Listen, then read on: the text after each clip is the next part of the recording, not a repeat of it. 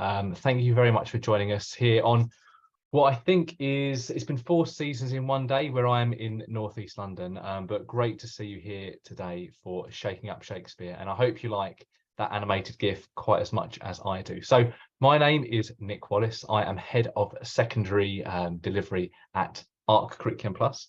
And it is a pleasure to have you here on our webinar about Shakespeare, about one of our favorite kind of topics as English teachers. Today I'll be talking through an English mastery approach to Shakespeare and sharing with you hopefully some fantastic takeaways that you can implement in your classroom tomorrow if you're teaching Shakespeare tomorrow. And I'll also be taking some time to share with you some information about an Education Endowment Foundation trial that we're currently recruiting to, and which hopefully some of you will be interested in hearing about later on. So without any further ado, I think we should probably get into it. A little bit about the overview, the agenda for today. We're starting off with the challenges of Shakespeare. What makes Shakespeare so challenging sometimes for our students to engage with, and as teachers, how can we also find ways to what are some of the challenges that we face as educators in bringing the Bard's plays to life for students. I'll then outline the importance of comprehension. What role does that play in allowing students to really access and engage and dig into Shakespeare? And then we'll think about what role performance has and how genre plays a great feature in the studying and of course the teaching of Shakespeare. We'll then think about what exactly it means to have a Shakespeare curriculum across Key Stage 3 and what that might look like as we enter Key Stage in Key Stage 4 and 5 as well. And then I'll share some information about the EEF trial at the end too. I'm hoping that you can see me and that I'm coming in nice and loud and clear. And thank you all for I can see Rich is there managing the chat. A little bit about English Mastery, a little bit about who we are, what we do. So English Mastery is part of the Ark Schools family. We launched back in 2014, nearly just coming up to 9 years ago. We've got a real focus on designing, launching an English curriculum, CPD offer, implementation, infrastructure, and assessment framework. And I'll talk a bit more about some of that as we go through the webinar today. We're currently working with over 200 schools across the country, so we have the distinct privilege of getting to see classroom practice from across the country, and that feeds into our program. And I'll be sharing with you some of that practice today. And the Education Endowment Foundation ran a research trial into our program in 2019. I'll share some of the impact a bit later on, and we're currently recruiting for another research trial as well. So a little bit about English Mastery. And we are a complete curriculum program. So we offer schools complete lesson guidance and resources, a fully mapped Key Stage 3 curriculum map, training and development to help schools, subject leaders, schools SLT implement that in their schools, and an assessment, a wraparound assessment framework that allows teachers and school leaders to work to answer that knotty question: are my students graduating through the curriculum? And that's all part of the English Mastery program. And I'll be highlighting some features of that as we move throughout the session today. We work across the country. We're part of the Ark Schools family, and we are a mission-led organisation. So we're non-profit, and our mission is to empower teachers to give every young person the subject knowledge and skills they'll need to allow them to succeed. So we're really about working with teachers, empowering them with to be even more effective in their classrooms on a day-to-day basis. So let's think then about the challenges of Shakespeare. I can see the chat is working. It's on. It's definitely functioning. So if I'm going to give you 30 seconds or so to reflect on this question: what makes Shakespeare so difficult for students when they come to study it? If you are less familiar with teaching Shakespeare, perhaps look at that passage from the prologue in Romeo and Juliet and lock it down to those 4 lines. What makes studying Shakespeare so difficult for students? And if you'd like to pop it in the chat, I will just shout some out as we get them through.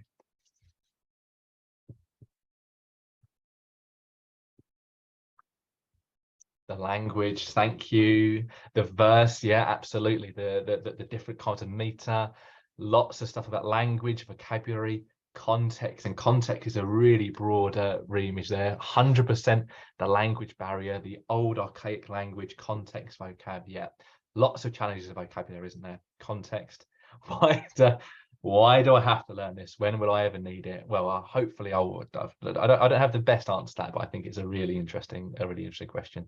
A different time, yeah, that maybe the stigma of Shakespeare, maybe there's a preconception that it's boring, disengaging, not relevant to me today. So lots of challenges that our students face when it comes to Shakespeare. Here are some, and I'm going to just go a little bit more detailed about some of the ideas about context and language, just to be even more granular about some of that.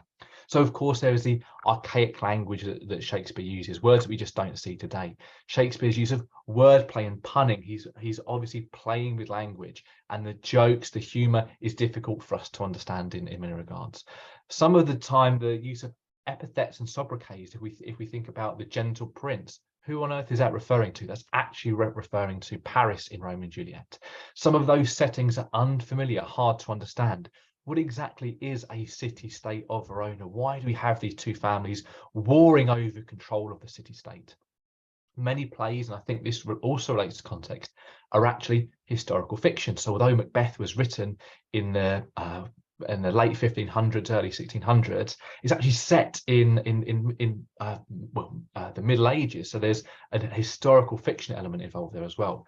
Sometimes, particularly with the comedies, the plots are deliberately confusing. If we think about Twelfth Night, A Midsummer Night's Dream, a lot of the carnage and the chaos emerges from that confusion. So of course it's going to be difficult for our students to understand that, because it's meant to be confusing.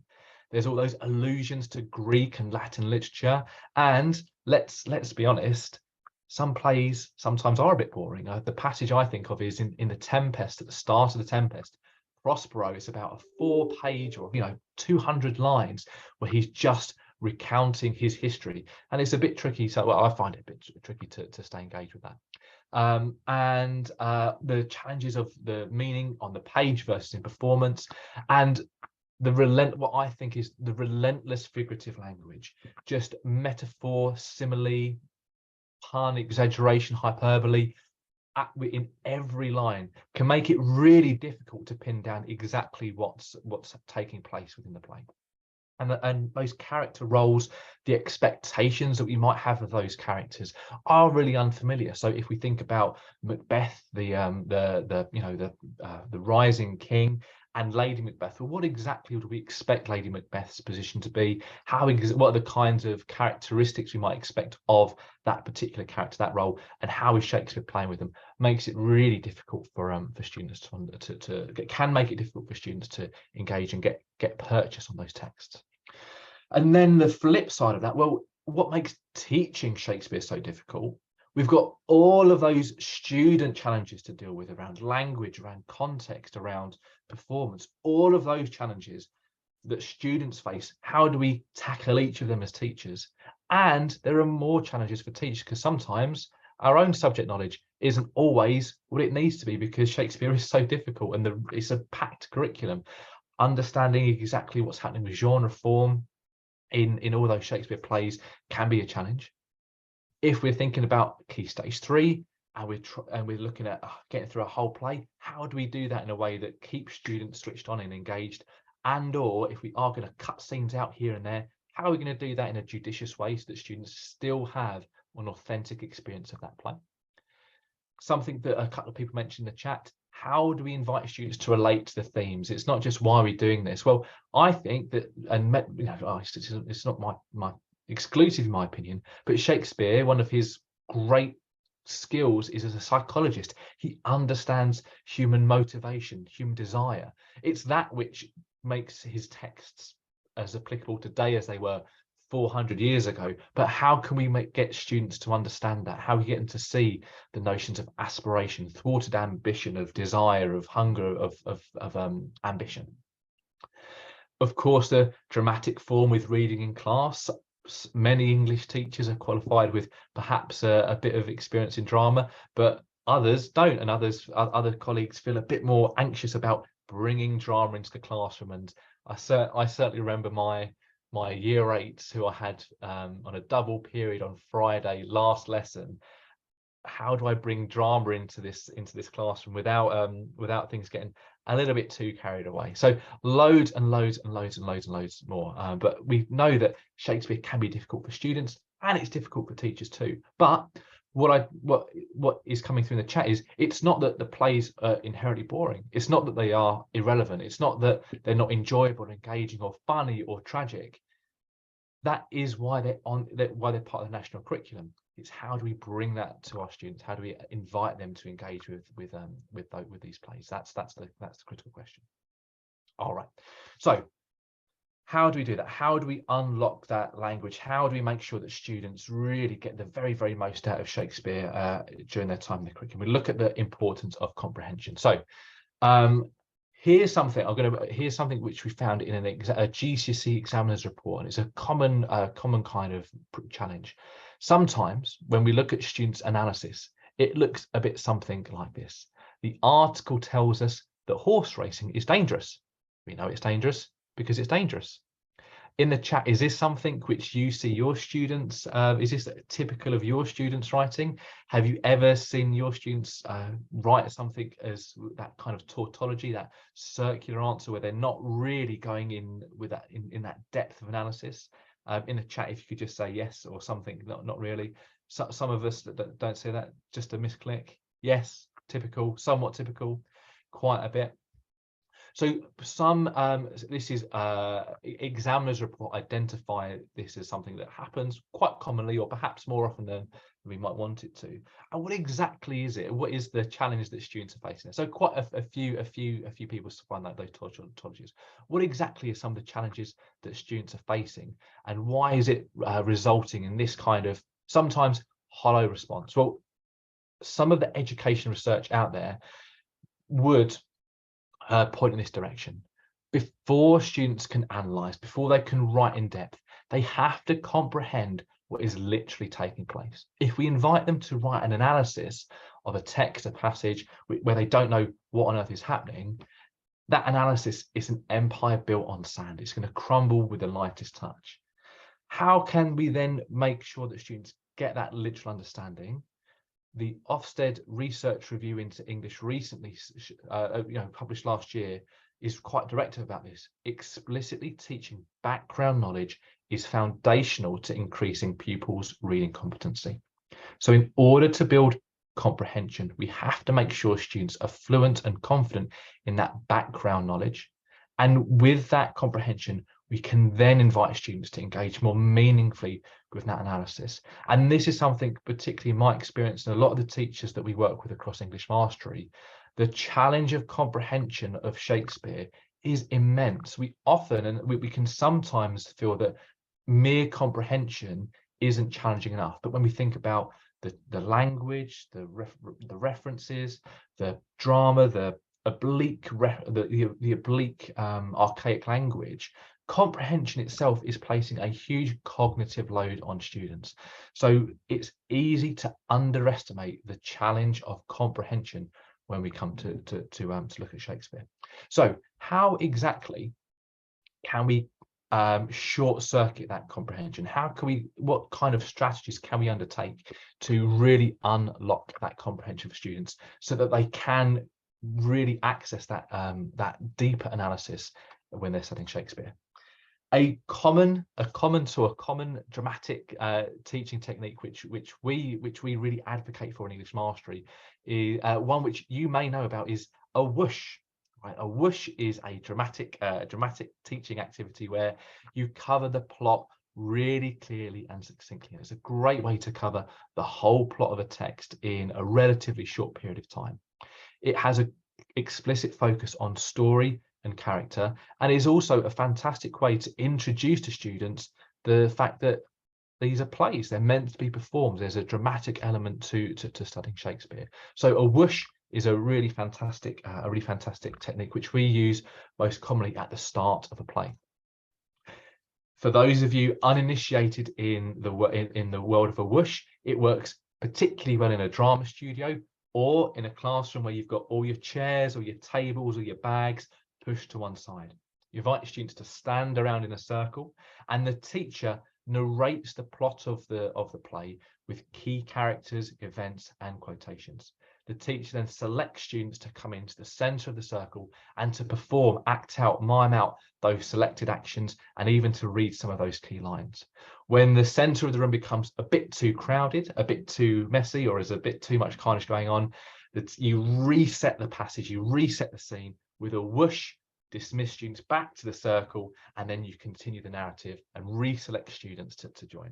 I'm sure, and yeah, there's some colleagues there who've used that with the RSC website. There's a great video with the University of Warwick as well, where they show this taking place. So just to add a little bit more meat on the bones there, here's an example of a first passage of the whoosh that we've written for Romeo and Juliet. I'll invite you to think of a classroom or a drama studio, like a black box studio, and your students in a circle. And which students would you select to come in and act out these roles? Two members of the Capulet household are walking through Verona. When they see two members of the Montague household walk by, the Capulets begin making provocative gestures at the Montagues. Bite my tongue at you. Bite my thumb at you. They square up to each other and a scuffle breaks out. More members of both households join the fray, and the city is filled with the sound of swords and swishing and striking each other. Before anyone gets hurt, the Prince of Verona enters.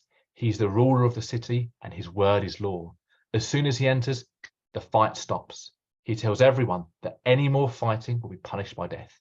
If ever you disturb our streets again, your lives shall pay the forfeit of the peace. Whoosh. So I'm sure in your mind's eye, you can see how that may ideally play out in your classrooms. And I hope you can also see how that's introducing students to those key themes, those key characters, the key tensions, conflicts that form part of the play. And also that dramatic, that performative element is really inviting students to understand the nature of the dramatic element of Shakespeare, and I've seen a number of these wish lessons, and they're great fun. They're really great fun. They're a really great introduction to studying, and we think they work very well before studying the play as an introduction.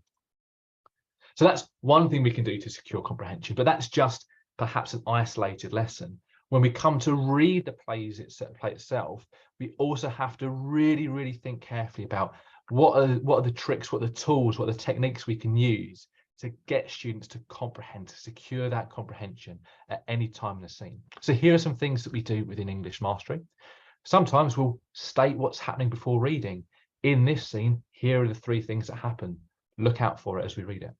We'll provide a glossary for those tricky words or imagery. We'll reread it maybe 2-3 times if there's a key passage which students have to really grapple with.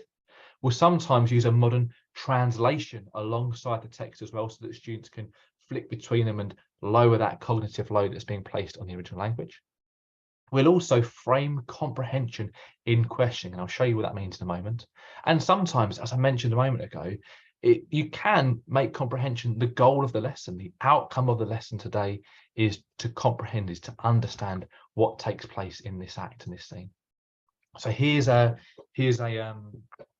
key scene from Romeo and Juliet. It's their first meeting, and Romeo is trying to convince Juliet to kiss him, as teenage boys are wont to do, and Juliet is trying to gently kind of push him away, right? Playfully push him away. Romeo uses imagery of worship to try to get Juliet to kiss him. So there's lots of imagery, lots of very challenging kind of metaphor being used here, lots of figurative language. A fun scene. So Romeo and Juliet's first meeting, and that's a brief context for those of you who may not be as familiar with that passage as others. So in the English Mastery curriculum resources, here's some things that we'll do to allow students to access that really tough, that really tricky extract with greater ease. They can access that analysis a bit easier. So we'll in the pre-read, we'll direct students to the key figurative language that's being used throughout. We'll explain exactly what it means to worship, what a pilgrim is, what a pilgrimage is, what pilgrims are, and what a shrine is and looks like. So that is a piece of cognitive load that's taken away from students. We'll also, for this lesson, present that modern prose version too, so that if they are struggling with some of the imagery or some of the language, they've got an easy way to gloss that to actually to help them move through that passage. And earlier I mentioned a second ago about including answers in the questioning. So here's an example of how we're securing that comprehension. We'll invite students to reread the passage in pairs and identify the times that Romeo talks about lips or kissing. So for those students who might read that in the first instance and really struggle to understand what Romeo's goal is, what his motive is, we'll actually present that in the question. So here we can see, oh, Romeo is asking Juliet to kiss him rather. And on the flip side of that, we'll then reread it and invite students to identify all the time that Juliet talks about hands or praying. And again, this is allowing students to understand the nature of the passage, the different motives that the characters have, in a way that allows them to really engage with that extract, really understand what exactly is taking place here. And with that comprehension, analysis can be unlocked. So think about this sentence. Every time Romeo implies that he'd like a kiss, what does Juliet do? What does that reveal to us about Romeo's character, about Juliet's character, about their relationship? How does it compare to the way that Romeo's expressed his love for other characters previously? And that comprehension there can really unlock a lot of opportunities for students. And there are some great, I've got the chat open there. I can see some fantastic top tips there for colleagues too. So thank you for popping them in the chat. Great. So let me summarize some of the things we've just outlined. Don't underestimate the importance of securing comprehension when reading Shakespeare. Comprehension precedes analysis. And in order to secure comprehension, background knowledge is a key component, and don't underestimate the volume of background knowledge that students may need. A whoosh is a great way to introduce plot, characters, and performance, and use every tool at your disposal to support students on their journey to comprehension. We'll keep coming back to the summary, so hopefully we'll be accumulating a big old bank of tips throughout the session. What does that look like in a program like English Mastery? So I outlined what's involved in the program earlier on. Well, for our partner schools, those comprehension tasks, those scaffolds are a key part of the resourcing. So you'll find a modern prose version, you'll find the questioning, you'll find the pre-read, you'll find glossary, all part of the curriculum materials in English Mastery. And our schools report that it's a fantastic way of saving their time in supporting their scaffolding, so they can spend less time creating that resource, creating that quick glossary, going on No Fear Shakespeare and typing it up. And instead they can think about, how can I make sure that this passage is speaking to my students, that there's that one student who I know is going to have this particular question or this misconception. How can I anticipate that in advance? So that's one of the benefits of a resourced curriculum program like English Mastery. Right, the role of performance and genre. I've said it once, I've said it twice, I've said it once again. We know that Shakespeare wrote plays, and it can be difficult. I remember with my classroom experience, it can be really difficult to know how and when to make use of those dramatic teaching techniques. When exactly do we want to invite students to push your chairs and the tables to the side, and what are the best opportunities to bring drama into the classroom? One steer that we've had, and one of the things that our teachers tell us, is a great way to filter that, or a good lens to make those decisions, is when we see genre emerging in the play. Very good. I can see I've been distracted by the chat. I can see people are very much getting into the swing of Shakespeare, which is great to see. So genre can be a fantastic steer to help your decision-making process. When exactly are the great moments to invite students to get up on their feet, to use some of those drama activities? So here's one that I'm particularly proud of. Those of you who may have seen on social media over the past couple of weeks have seen a little activity we use in A Midsummer Night's Dream. So in A Midsummer Night's Dream, it's a comedy, and a love potion wreaks havoc with a group of with two pairs of lovers in a magical forest, and it results in Lysander, he used to love Hermia, but his love potion has made him fall in love with Helena. And Hermia thinks that there's a big trick being played on her because her lover is falling in love with someone else. And similarly, Helena also thinks that there's a trick being played on her because Lysander shouldn't love me, he should love Hermia. Why on earth are you in love with me? So these two best friends are tearing chunks out of each other, all due to the nature of this love potion. And it is here that we see a high moment of comedy. We see these two best friends who are really at each other's throats, both figuratively and literally, because of the love potion. And it's such a farcical, ridiculous proposition in this part of the play.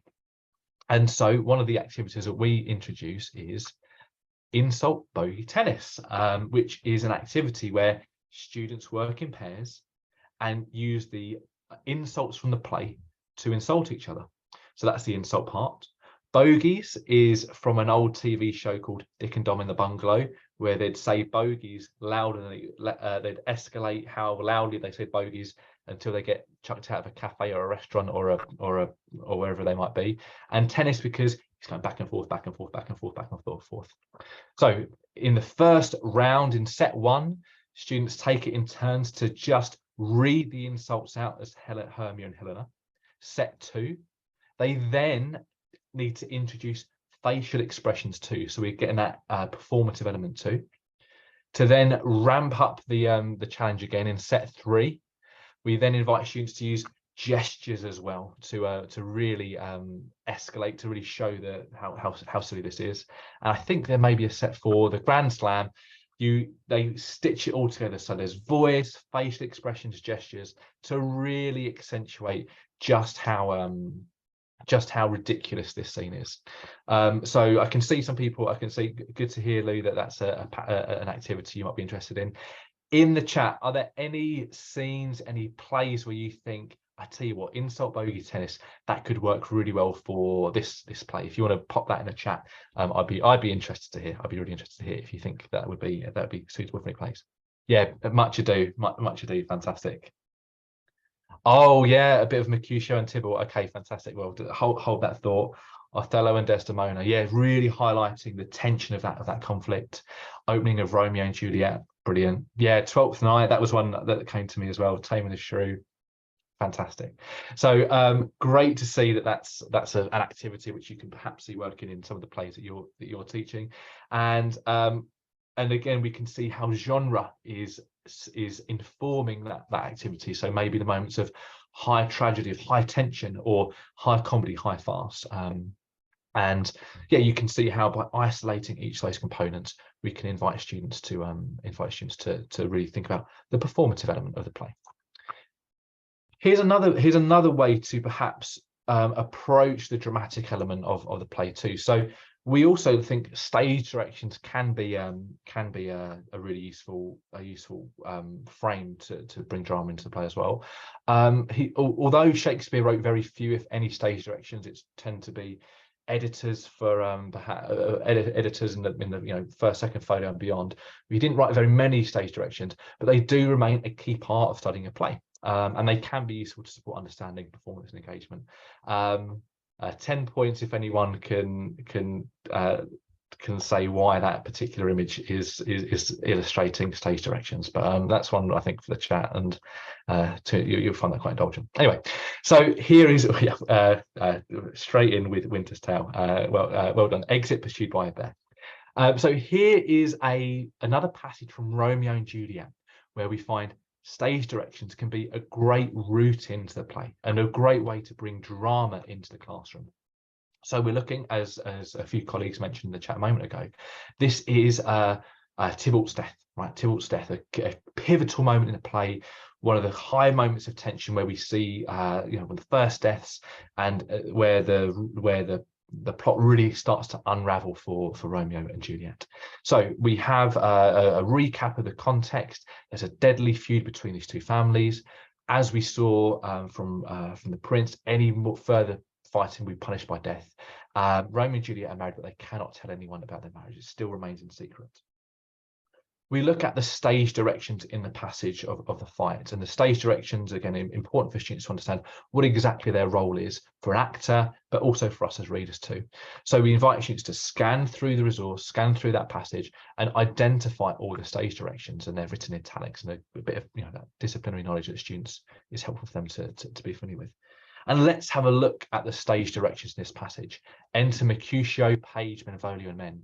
Enter Tybalt, Petruchio, and others. Enter Romeo, draws, they draw their swords. Drawing, they draw more swords out. They fight. Romeo steps between them. Tybalt, under Romeo's arm, thrusts Mercutio in. Away Tybalt flies with his followers. Exit Page, exit Benvolio, enter Benvolio, enter Tybalt, they fight. Tybalt falls. Exit Romeo.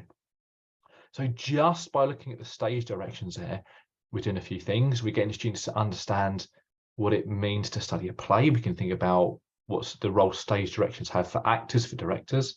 We can also use that to help them understand what is happening in the passage that they're reading. And we can also use this to draw out some of the dramatic elements of this scene too. So in our lesson, we use these stage directions to then dispatch students into groups and to compose some freeze frames for the key moments of this scene. And when students are then in their freeze frames, we invite them to think about what each character is thinking or feeling during that particular stage direction. So a quick recap of that section about using genre and dramatic techniques in the classroom, bringing the play to life. What my drama colleagues would say is getting it on its feet. It's a great way to secure understanding and also engagement in a play. Those passages which clearly elicit the play genre are a really good selection, a really good sort of first pass for selections for that performance work. You want to bring drama into the classroom. And another thing that you can do is to consider how stage directions contribute to understanding and enjoyment, and may also be quite a good way to bring in drama into the classroom too. It can be difficult to make some of those decisions by yourself if you're working in a standalone school. If you don't have as many colleagues to work with, it can be really difficult. And I'm going to segue into a bit of information about the English Mastery Programme. A huge part of our programme, in addition to the curriculum resources which I'm demonstrating, is a comprehensive, complementary training and development offer too. So we work in partnership with schools to allow them to implement the program in a way that meets the needs of their particular context. A key resource that we'll provide to schools is co-planning, where we invite a department to sit down as a group and unpick the curriculum. How can we use drama in this scene? Is this a particular lesson which would lend itself to a bit of performance, or is this one that we might want to just gloss with students? How are we going to engage with this reading? Our co-planning guidance really provokes that thought, that pedagogical engagement with teams. We've also got an online PD library, which we call My Mastery, which provides teachers with anytime access training on the curriculum and on professional development too. And we also have a live conference and live training where we get teachers from across our 200 schools together to discuss that practice as a group, and to share great ideas, great lessons, great kind of brain waves, those bright sparks that allow schools and teachers to really learn from each other and benefit from that collective experience from across a network of practitioners. So it's a key part of the English Mastery Programme. The final thing that I invite you to do when it comes to shaking up Shakespeare is to consider that wider Shakespeare curriculum, right? So here is this is a slightly outdated curriculum map for English Mastery, and you can see here that we place Shakespeare as really a key part of our curriculum historically. We have A Midsummer Night's Dream in Year 7, The Tempest in Year 8, and it's an optional play that many schools select to introduce Romeo and Juliet in Year 9. I spoke earlier about the role of knowledge in securing comprehension, and in English Mastery, that's one of our core pedagogical pillars, the role of that knowledge-rich curriculum. What exactly does it mean to have a knowledge-rich curriculum in Shakespeare, though. So let's kind of unpick that a little bit. In our Year 7 curriculum, we do a lot of knowledge on the conventions of comedy. What does it mean to be a comedy in Shakespearean terms and in contemporary terms too? We look at the family conflict between Aegeus and Hermia, the role that fathers and that conflict between fathers and daughters, and the conflict that produces, and the dramatic effect it has. And we also explore the supernatural, the effects of the love potion. That knowledge is then really powerful, really instructive for students when they come to study The Tempest, because we have that interesting tragicomedy form. We also have that similar family conflict between Prospero and Miranda, that controlling father and that rebellious daughter. And we also see elements of the supernatural at play with Ariel and Caliban too. And in addition to that knowledge from Year 7, we also layer on knowledge about Italian city-states. What exactly were they? What kinds of behaviours did they motivate people living there to undertake? What exactly is an usurping ruler? What does it mean to be a ruler? Why would someone want to be usurping? So that family conflict again between Prospero and Antonio.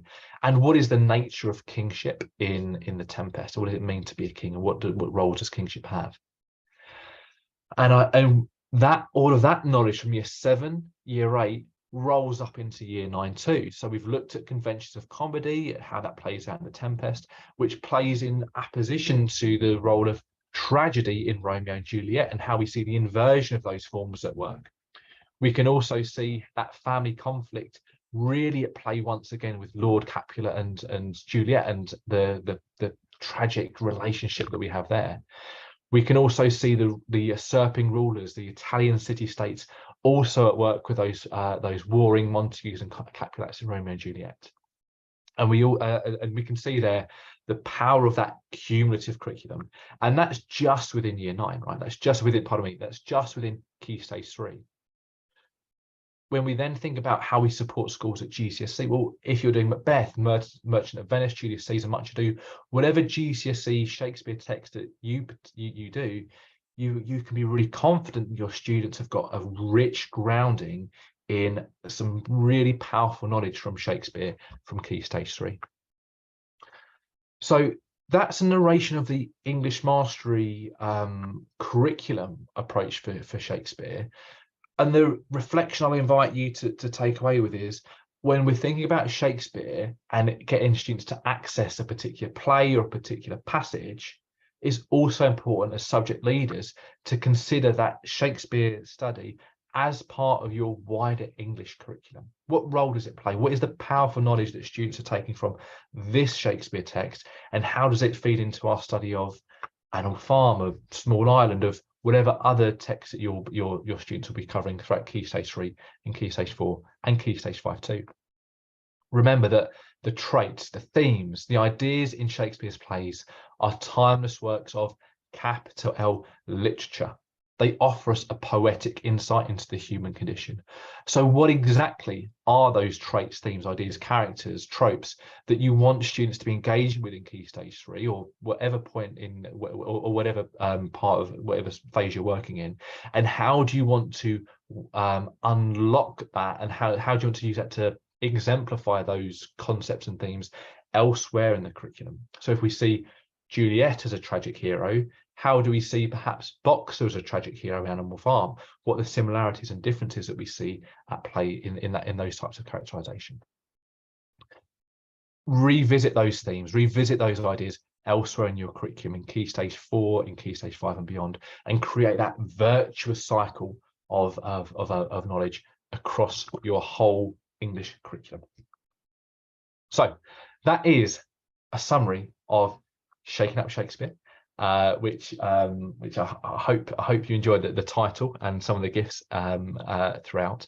What I'm going to do now is I will open the chat to questions. So if you've got any questions about Shakespeare, not any questions about Shakespeare, any questions about anything I've just presented, about the English mastery approach or the curriculum design to Shakespeare, pop them in the chat, and I'm going to get Nathan or Rich or Helen to help facilitate the questions in a moment.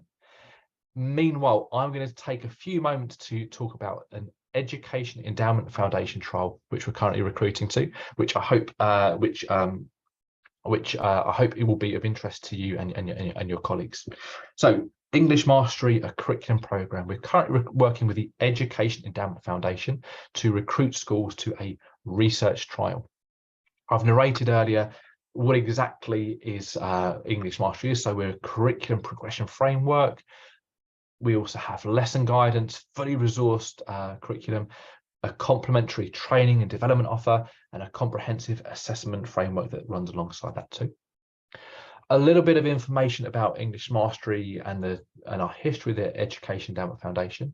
We ran a randomized control trial in 2019 with the EEF, but due to COVID, we weren't able to get some quantitative outcome measures, but they did interview teachers, they did interview school leaders, and we have some really interesting insights into their perceptions of the impact of English mastery. Right, we've got to phrase it in that careful way, as it is, as we are, research based. We want to be really rigorous with that, robust with that. Here's what teachers said. Here's what teachers said about English mastery. 74% of students said that improved students' grammar skills. 63% said it improved their reading. 68% of teachers said it improved their writing skills, and 75% said it improved students' overall progress.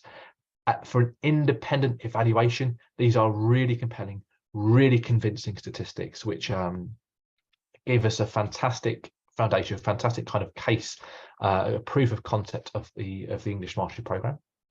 And some quotations that from the report, which I think really illustrate the impact of the programme. Teacher says that the key words in the curriculum that the curriculum builds on: corrupt, naive, malicious. We've seen students retain that knowledge from year 7, which has been amazing, because you can see there's the impact of the retrieval and interleaving. It's really impressive. So that's one part of impact of the programme. 89% of teachers found our literature strand, our literary heritage strand, was quite or very effective. And 73% said that the writing curriculum was quite or very effective. Again, really impressive figures for a research trial. This isn't 8 out of 10 cats prefer whiskers. This is an independent evaluation run by an independent evaluator.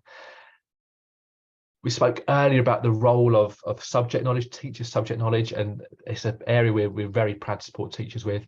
This is a teacher's comment: my subject knowledge with grammar and how we teach grammar has improved hugely. Speaking with other teachers, I think they too agree with that that subject knowledge to do with the teaching of grammar, we've all improved 100%. And teachers like English Mastery, they like working with us. So 81% would recommend to another school, 84% were satisfied with that training and support offer, which I narrated a moment ago. So as part of our program, we'll work directly with you. We'll visit your school to unpick implementation, to think about how you're working with different groups of people. A teacher's comment said the English Mastery team gave really excellent feedback and really get down to the nitty gritty of what our problems are and how to iron them out and give us tips. It's brilliant, actually. The words of an English Mastery teacher. And well, one of the things that we see time and again in our interaction with schools at the moment is that workload crisis, the burden, the challenges that teachers are facing with workload. And we were absolutely thrilled to see that many teachers found English Mastery to support that workload crisis. So 80% of teachers found it reduced their planning and marking workload. And you'll remember that our mission is to empower teachers, and many teachers within that 80% felt empowered, supported to be more effective in the classroom. So this is what a teacher said: what we're now able to do is think about how we deliver the curriculum. It's something that is quite empowering. We don't have to think about the nitty-gritty of a PowerPoint. We're actually able to think about how we deliver the content, how we deliver the curriculum. The ability to be able to think about it as a teacher rather than someone who's having to design a PowerPoint is very liberating, and actually a far better use of teachers' time. So some quotations there from our partner schools that illustrate the impact we have and what it's like to work with a complete curriculum program like English Mastery. So a bit of information about the trial we're currently recruiting to. Then I'll dive into the Q&A in the chat. The Education Endowment Foundation are funding a 2-year randomized controlled trial of English mastery. We're going to evaluate the impact of the English mastery program on 2023's Year 7 cohort. And it will also investigate the role of centralized curricula, what role it has on reducing teacher workload. For those of you who are new to the world of randomized controlled trials, it will place schools into 2 groups, the treatment group and the control group. Here's how an RCT works. You speak to a member of our team and you decide this is for us, we really want to take part in the trial. So you'll apply for the trial. You will then be put in the Camelot lottery machine and you'll be randomized by our independent evaluator, Sheffield Hallam University. You'll be placed into one of 2 groups, the control group or the treatment group. The control group, if you're in the, I'm biased, but if you're in the unlucky control group, here's what happens. You continue teaching your English curriculum however you like. You can make any decisions, any changes you wish, but the only stipulation is you won't be able to work with English mastery for the next 2 years. You'll need to submit some data to Sheffield Hallam, but this is data that you'll be collecting anyway about student demographics and a little bit of teacher surveying as well.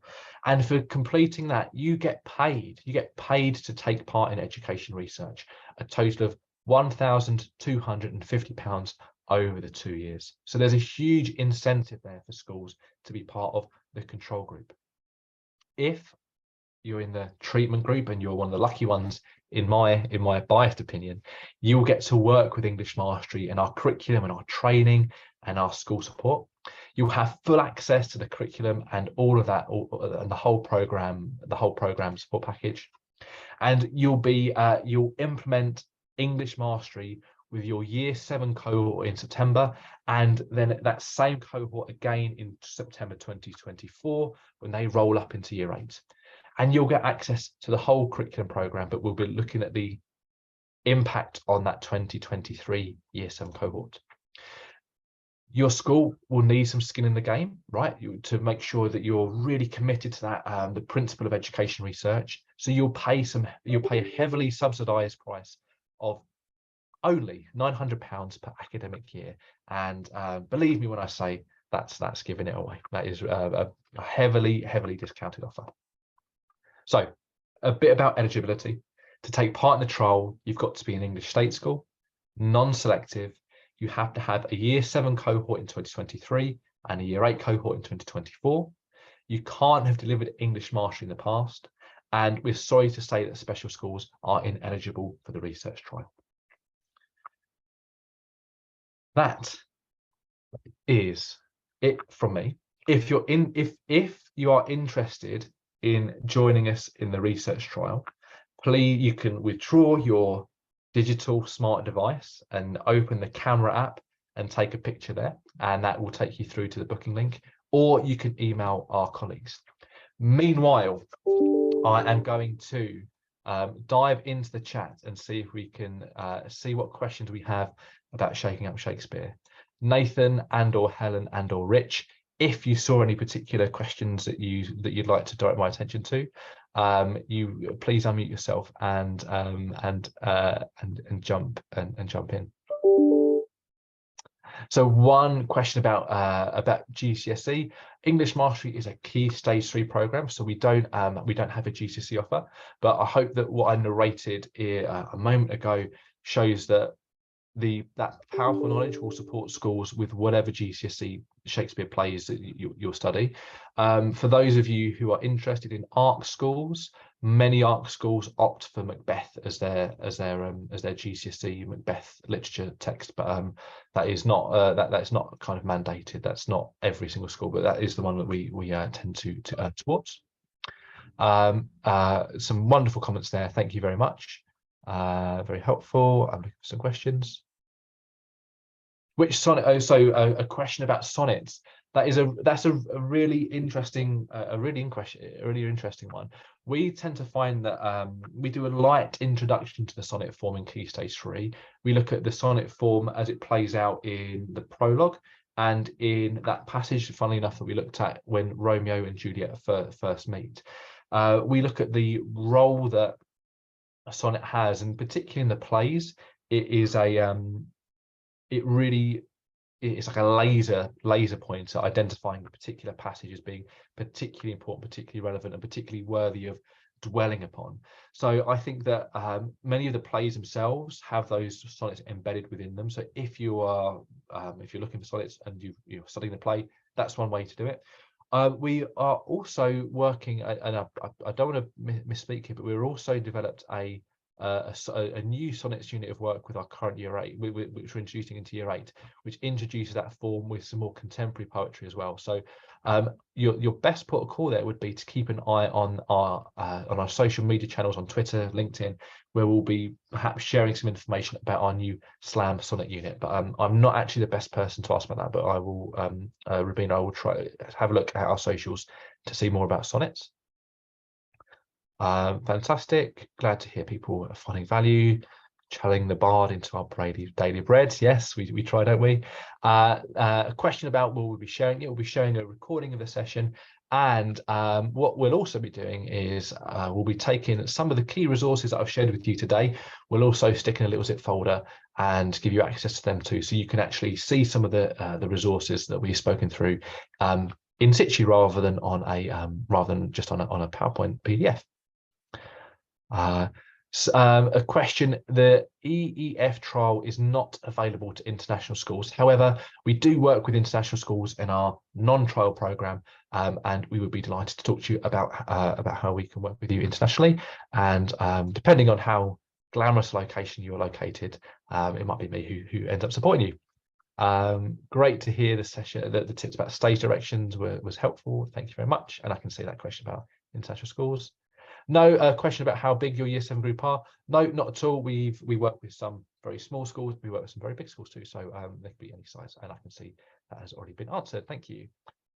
A question about cherry picking some parts. We are a complete curriculum program, so we do there's always part of the as part of the program. It's always part of the professional development.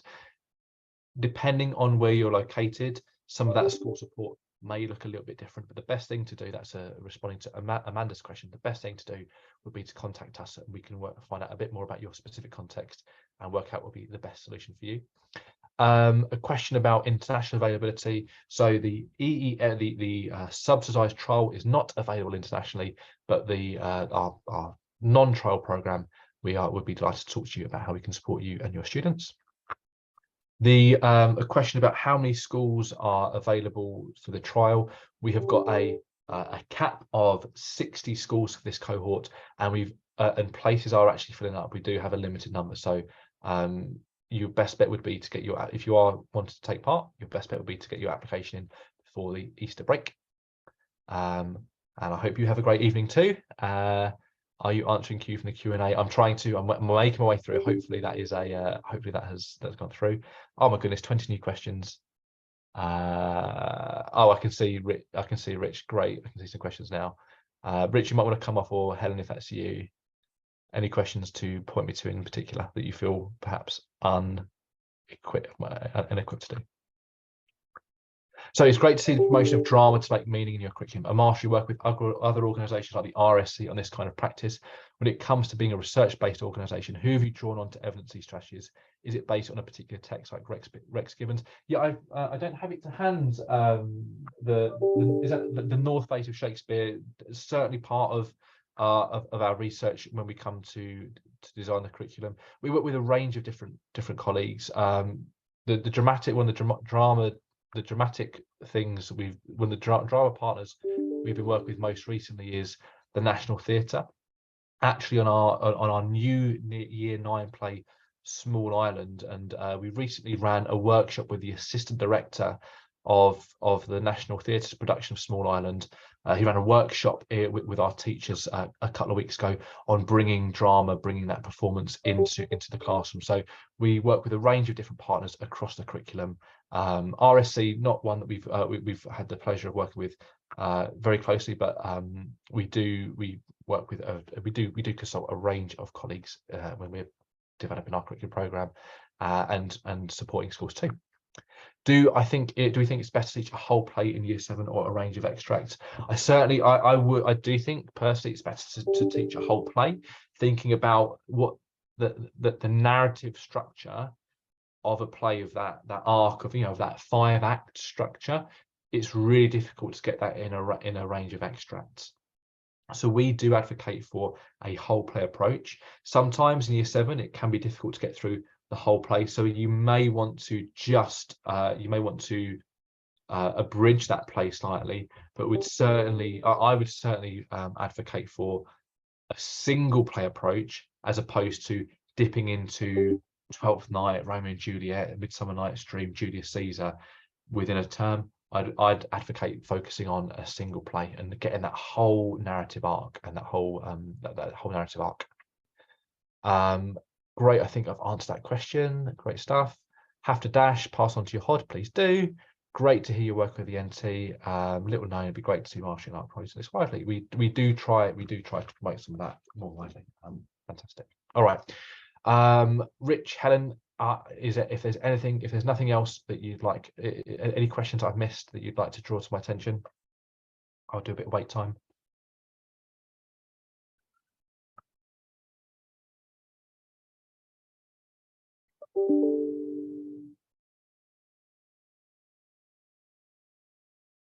Just the Q&A, he says. Okay. Oh, great. So let's see. Open questions.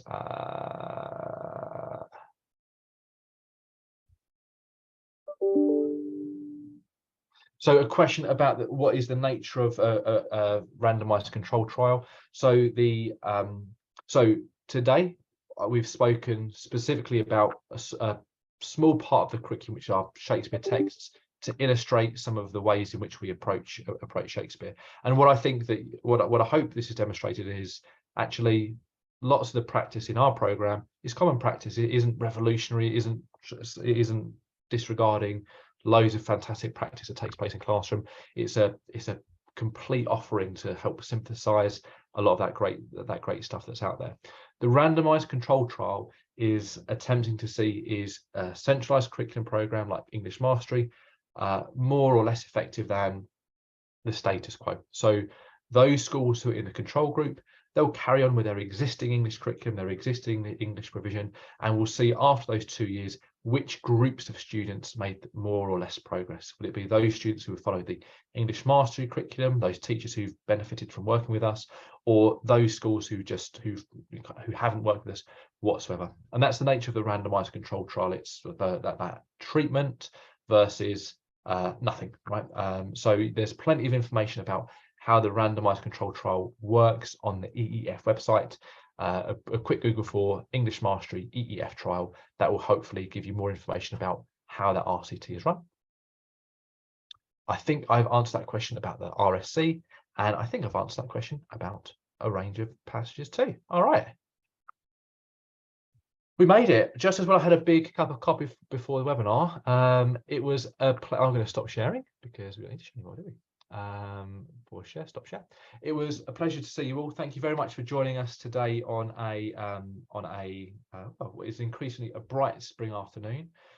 Look forward to hearing from you and your interest in the Education Endowment Foundation English Mastery Trial. And with that, adieu, so long, and have a great afternoon. We look forward to hearing from you soon.